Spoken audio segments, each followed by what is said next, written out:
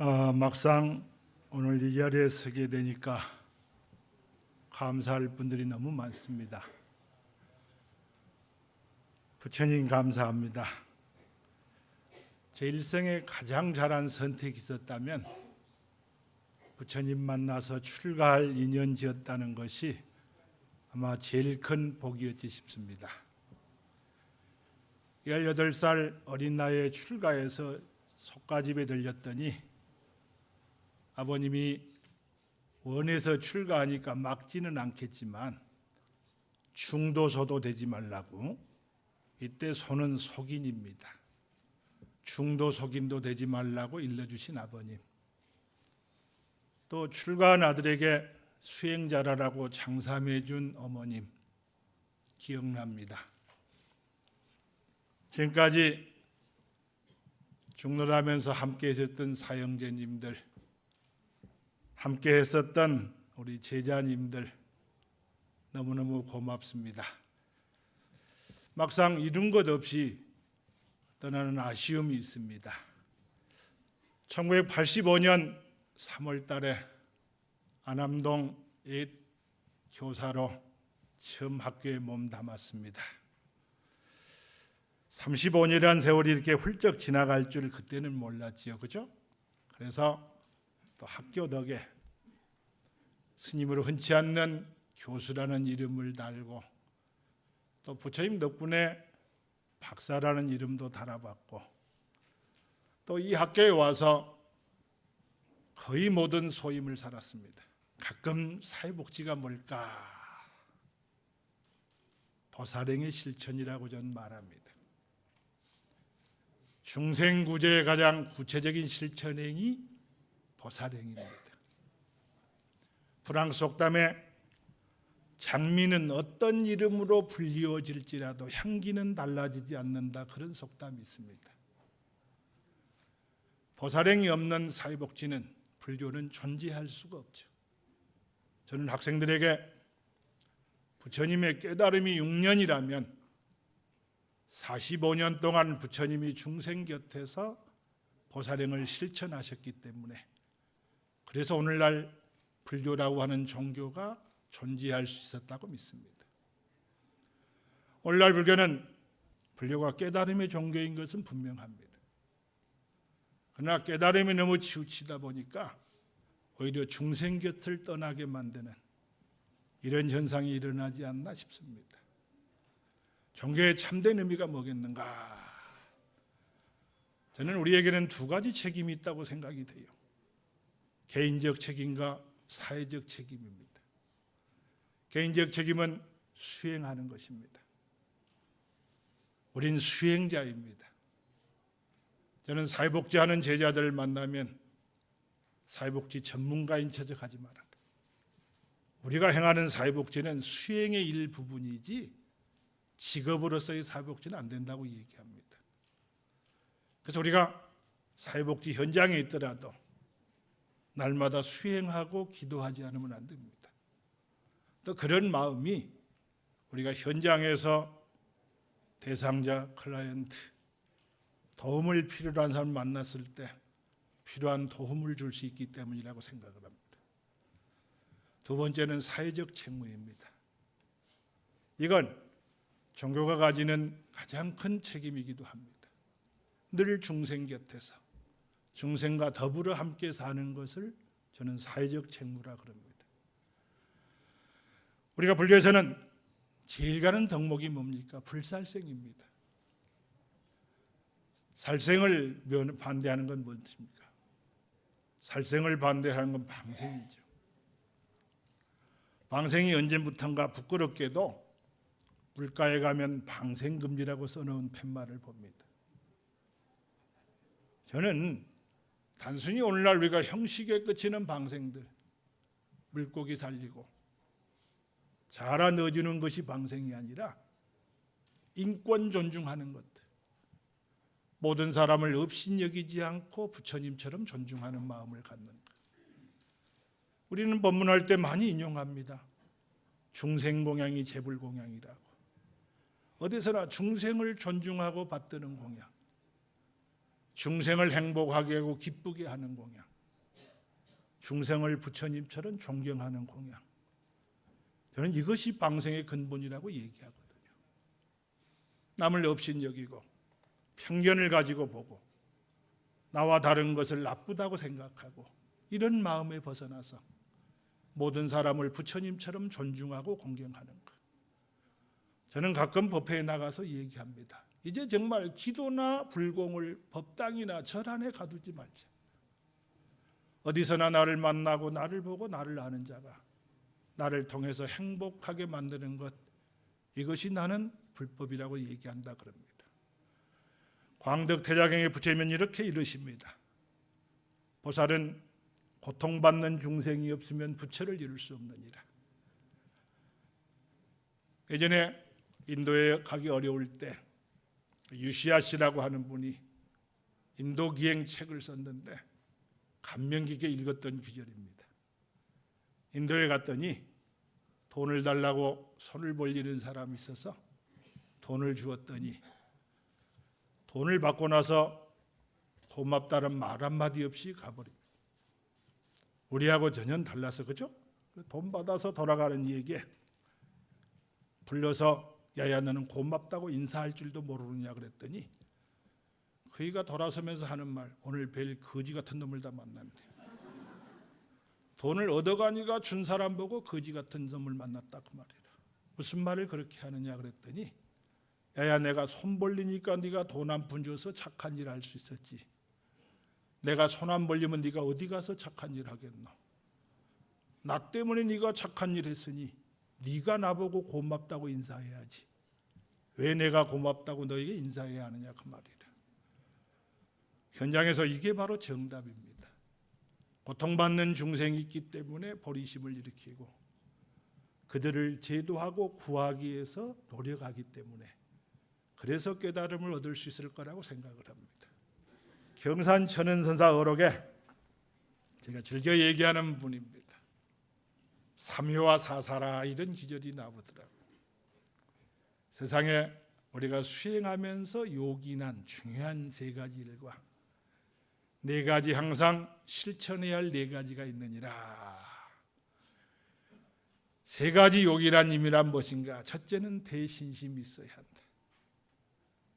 신심이 없이는 아무것도 이루어지지 않죠. 땅에 넘어진 자 땅을 의지해서 일어나라 그랬는데 어떤 경우에도 신심이 없으면 성취할 수 없습니다. 저는 신심은 땅과 같다 그러거든. 땅이 있어야 집을 짓고 땅이 있어야 농사 짓고 땅이 있어야 우리가 살아갈 수 있는 것처럼 신심이 없이는 어떤 것도 이루어질 수 없습니다. 가끔 요즘은 이제 떨어졌지만 제가 종단 소임을 보면서 고시위원을 한 8년 한 적이 있습니다. 스님들에게 가끔 면접할 적에 질문합니다. 스님은 평생 의지할 만한 경전규절이 있는가 이렇게 물어보죠. 늘 존경했던 석주 큰 스님은 평생 당신의 좌우명이 자실이니라 그러고 말씀하셨어요. 법화경 법사품에 나오는 자비로 방을 삼고 인욕으로 옷을 삼느니라 그래서 자비의 방이란 무엇인가? 중생에 대한 대자대비심이요. 우리가 자비심이 있어야 하거든, 그죠? 그런데 정작 많은 불자나 스님들이 자비가 뭐냐고 물으면 자비를 잘 대답을 못하는 분들을 만나요. 그래서 자비가 뭘까? 시도론에 보면 자비란 발고 연학이라 그러거든. 중생의 고통을 없애는 것을 비라 그러고 중생에게 널리 기쁨을 주는 것을 자라 그러거든. 자비란 중생의 고통을 없애고 기쁨을 주는 것을 자비라 그럽니다. 그런데 만약 이 자비가 행동으로 실천되지 않으면 어찌 될 것인가? 여러분이 자비가 없는 세상은 어떤 세상입니까? 무자비한 세상입니다. 하루라도 다른 사람을 기쁘고 행복하게 만들지 못하면 무자비하게 돼 있잖아요. 그러니까 우리가 무자비하게 살지 않으려면 항상 남을 기쁘고 행복하게 만들어야죠. 달라라바 스님은 이렇게 말씀하십니다. 내 종교나 신앙은 딱 한 가지다. 뭐냐? 남에게 친절함을 베푸는 것이다. 언제나 남에게 친절함을 베푸는 사람은 쉽게 깨달음에 있을 수 있느니라 그러시거든요. 언제나 중생에게 친절한 대상이 되어주는 것. 그래서 여러분도 언제나 자비의 실천자가 되도록 우리 함께 노력해야 한다 그 말이에요. 그래서 저도 석주 스님을 존경해서 나도 자실인연을 좌우명으로 삼고 살아야겠다 그런 마음을 냈었습니다. 그런데 어느 날 아함경을 읽다가 내가 변심을 했습니다. 자실인연을 버리고 아함경에 이런 구절이 나옵니다. 육신은 음식을 먹어야 살고 마음은 기도를 먹어야 사느니라.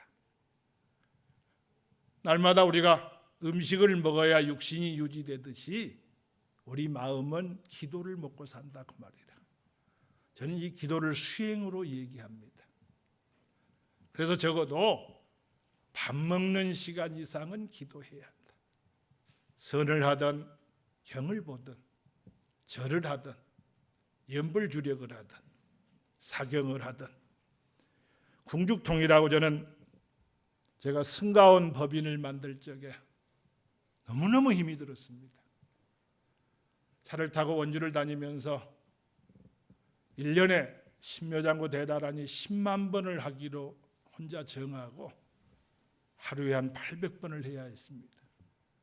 일어나면서부터 신묘장구 대단할 때 나중에 입이 뻑뻑하기도 하고 정말 그때는 자면서도 대단하니가 되더라고요.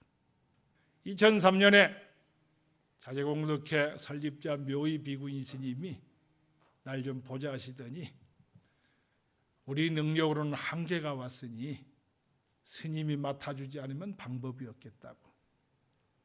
무인가 시설의 법인에 그죠? 그래서 또 맡아서 뭔가 기도는 어려운데 기도를 해야겠는데 뭘 좀 기도할까 그러다가 설립자 스님이 법화경 많이 하셨어요. 앞에 법화경이 보여서 나도 사경 좀 한번 해보자 그래서 사경을 시작했습니다. 정말 3권을 썼더니 어려운 문제가 해결이 되더라고요. 그래서 함께 모시고 살던 노스님 방에 가서 내가 자랑했지. 스님 3권 썼습니다. 3권. 그랬더니 그 스님이 눈도 바로 안 떠보고 옆눈으로 보면서 그까지 3권 써가고 자랑한다고. 나는 내 키만큼도 썼다고. 저는 키가 183입니다. 그래서 그랬겠는가마는 나도 내 키만큼 쓰겠다고 해서 시작한 것이 지금 173권을 쓰고 있습니다. 그래서 첫째는 대신심이 있어야 한다. 두 번째는 대분지를 가져야 한다. 크게 분하고 분심을 일으켜야 한다 그런 얘기죠. 화내란 얘기 아니죠. 초파일이 지난 지 얼마 안 됐습니다. 법화경에 부처님이 세상에 오신 것은 일대사 인연을 위해서 오셨느니라. 그 일대사 인연이란 뭐냐? 중생들 그대가 곧 부처입니다. 또 부처님 스스로도 말씀하시기를 나는 인간으로 태어나서 인간으로 수행해서 인간으로 부처가 던지니라고 말씀하시거든. 누구는 같은 사람으로 태어나서 부처가 되기도 하고 성인이 되기도 하고 누구는 뛰어난 선지자가 되기도 하는데 왜 똑같은 인간으로서 그런 삶을 살지 못하는가에 대한 분심을 일으키자는 얘기로 붙었습니다. 세 번째는 대의단을 가져야 하느니라. 크게 의심하는 마음을 가지라. 이래서 이 셋을 사묘라 그러고요. 사사라 4가지 우리가 항상 실천할 4가지가 있느니라. 여기도 첫 번째는 신심입니다.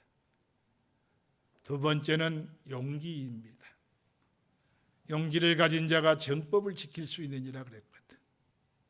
우리 불가에서는 이번 망구라 법을 위해서 몸을 돌보지 않는다는 얘기도 있습니다. 저는 살아보면서 어떤 스님들은 나는 아직도 신도들한테 의지하지 않고 해왔다고 자랑처럼 말하는 분이 있는데 저는 거기에는 동감하지 않습니다. 세상에 제일 어려운 게 뭔가? 권선하는 일입니다. 다른 사람에게 착한 일 하도록 만들어서 권해서 함께 짓도록 만드는 것. 제가 인도의 시라바스티에 보광학교라고 하는 학교를 하나 지었습니다. 어느 스님이 날 보고 그런 말씀하세요. 어려운 일 했다고. 그런데 아니에요. 세상에 제일 쉬운 건 뭔가? 자기 지갑에 돈 꺼내 쓰는 것이 제일 쉽습니다. 그런데 상대가 기쁜 마음으로 내면 공덕이고 선업인데 억지로 빼앗으면 범죄 행위가 되죠. 다른 중생으로 하여금 착한 일에 함께 나서게 하는 일이야말로 보살이 행하는 최상의 공덕이지 않습니까? 그런데 실제로 지금도 저는 후원자 모집하고 권선합니다. 다른 이에게 권선하고 후원자 모을 때는 우리가 말하는 아상인상, 중생상, 수자상이 다 없어져야지. 그렇지 않으면 어렵습니다. 그죠? 다만 내 개인의 이익이나 나를 위해서 짓고자 하는 것은 부끄러울 수 있지만 다른 사람에게 선업을 쌓고 착한 일을 행하도록 만드는 것이야말로 우리가 행하는 최상의 보살행위 아닌가 싶은 생각이 듭니다. 그러니까 여러분들이 남에게 뭔가 부탁하지 않고 사는 것을 청정성이라고 얘기하지 마세요. 함께 할 수 있도록, 함께 바른 일을 함께 할 수 있는 일이 할 수 있도록 만드는 일이야말로 최상의 공덕이라고 생각을 합니다. 세 번째는 원력이 있어야 한다 그럽니다. 반야경에 보면 원력이 없이 사는 것은 마구니 삶이라 그랬거든. 우리라도 하루라도 원력이 없이 지내는 것은 어리석은 일이라 그랬거든요. 저는 새벽에 일어나서 해부라고 나면 제가 제일 먼저 하는 일이 원고지에다가 나무아미탑을 씁니다. 몇 년 전에 동산불교대학 강의하러 갔더니 동산불교대학은 2년 동안 공부하는데 나무아미탑을 10만 8천 번 쓰는 것이 숙제입니다. 10만 8천 번을 써주면 책으로 묶어서 기념으로 줘요. 그것도 재미있어 보여서 야 나도 한번 쓰자 그래가지고 일반 제가자도 10만 8천 번 쓰는데 스님이 똑같이 하면 내가 좀 창피할 것 같아서 나는 108만 번 쓰자고 출발해서 한자 쓰다 보니까 97만 번 정도까지는 썼습니다. 너무 행복해. 아침에 처음으로 원고지 앞에서 나무아미탑을 쓰면서 이렇게 발언합니다. 아미타 부처님, 어제 죽은 모든 생명이 좋은 곳에 태어나게 하십시오. 모든 중생이 서로 다툼 없는 세상을 살게 하십시오. 모든 중생이 원하는 바가 성취게 하십시오. 내가 발언이 다 성취되지는 않습니다. 그러나 그런 마음으로 하루를 시작하고 하루를 보내고자 하는 마음은 남아 있습니다. 그래서 저는 승가원 얘기로 돌아갑니다. 승가원을 제가 맡으면서 정말 꽃동네 같은 시설을 하나 만들고 싶었어요. 우리 불교를 말하면 2000년 역사를 얘기하면서 이 시대 불교가 뭘 하고 있느냐고 물으면 해인사 보여주고 대장경 문화재라고 얘기하고 석굴암 부처님 보여주고 이 시대의 불교가 어떤 중생과 함께하는 역할을 하느냐고 물으면 내놓을 만한 일이 많지 않습니다. 그래서 정말 중생 곁에 우리가 이런 일을 하는 것을 보여주고 싶었어요. 원력 있는 삶이 돼야 한다. 원력은 지금 당장 이루어지진 않을 수도 있습니다. 설림보 온 집에 숫돌이나 맷돌은 닳는 게 보이지 않지만 언젠가는 닳아 없어지고 나무를 심으면 자라는 게 보이지 않지만 언젠가는 훌쩍 자라고 그런 것처럼 우리 원력이나 수행이나 공부도 쉬지만 않고 노력하면 어떤 이가 이제 절밥 좀 한 50년 축냈다고 가끔 물어봐. 스님 어떻게 하면 기도 잘합니까? 그러면 제 대답은 한결같습니다. 빼먹지 말고 하세요. 빼먹지 않는 것이 수행입니다 말이라. 작은 노력도 빼지만 않고 열심히 하다 보면 언젠가는 이루어지게 돼 있습니다. 보보던 거라 한 걸음 내디딜 때마다 높이 오르게 된다 그 말이라. 비록 내가 원하는 것만큼 이루지 못할 수도 있습니다. 그죠? 그러나 노력은 헛되지 않다고 저는 얘기합니다. 누가 물으면 기도는 절대로 헛되지 않습니다. 다만 당신이 원하는 것을 이루지 못할 수는 있지만 당신이 했던 기도는 절대로 헛되지 않습니다. 이런 마음으로 우리가 노력하면 백리바퀴 멀리 보이지는 않지만 게으름 없이 한 발자국 내딛다 보면 백리에 가까워진다는 사실은 틀림없는 일이기 때문입니다. 마지막으로 네 번째는 심행을 세밀하게 가져야 하느니라. 마음 심자 단일 행자 간을 세자 빽빽할 밀자를 씁니다. 마음 씀씀이를 가늘고 세밀하게 하라 그런 얘기입니다.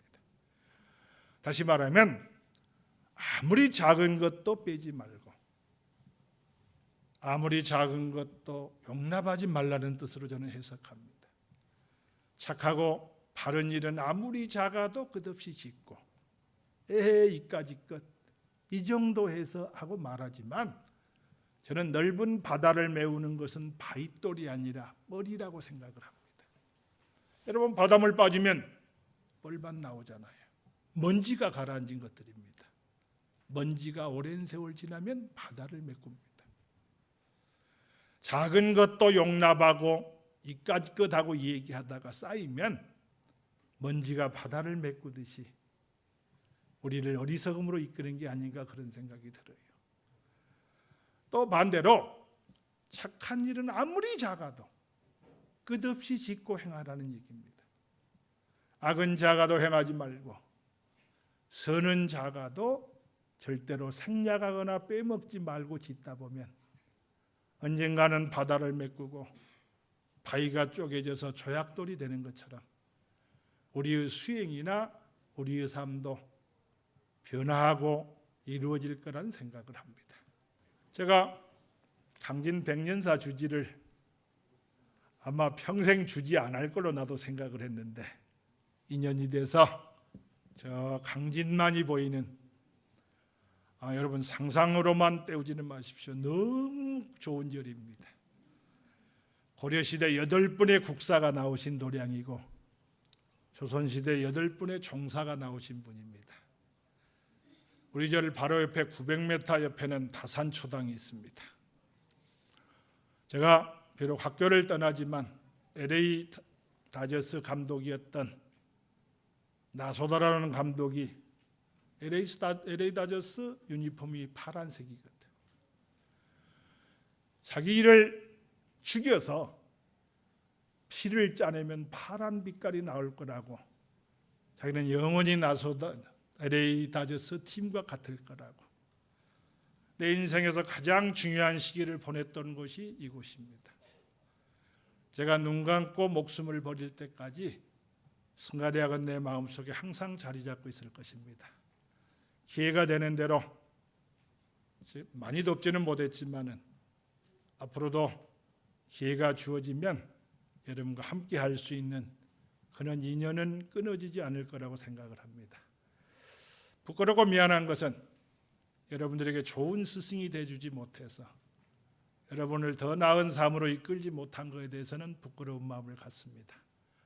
앞으로 여러분과 더불어 함께 사회복지를 실천하는 현장에서 만나면 내 실패까지도 여러분의 재산이 될 수 있도록 함께 나누는 그런 삶을 살도록 하겠습니다. 앞으로 열심히 이제 생이 다하는 날까지 불교 사회복지를 위해서 작은 걸음이 되도록 노력하겠습니다. 이제 내 전성기는 지난 것 같아. 마치 낙엽이 썩어서 걸음이 돼서 또 다른 묘목을 자라게 하는 것처럼 여러분이 일하시는데 도움이 될 수 있는 삶이 되도록 노력하겠습니다. 고맙습니다.